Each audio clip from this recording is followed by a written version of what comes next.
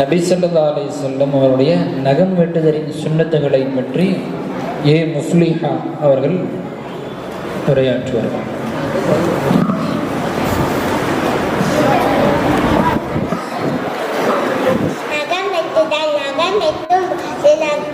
அஸ்ஸலாமு அலைக்கும் வரஹ்மத்துல்லாஹி வபரகாத்துஹு. நகம் வெட்டுதல் போது நபிகள் நாயகம் ஸல்லல்லாஹு அலைஹி வஸல்லம் அவர்கள் பின்வரும் கையாளுவார்கள். முதலில் வலது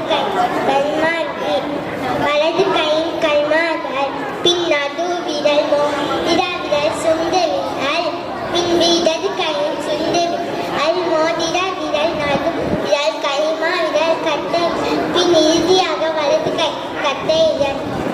கால் நகத்தை வெட்டும் போது வலது சுண்டு விரல் ஆரம்பித்து வலது கட்டை விரல் வரை வரிசை, பின் இடது காலின் கட்டை விரல் சுண்டு விரல் என்ற வரிசைப்படி நகம் வெட்டுவார்கள்.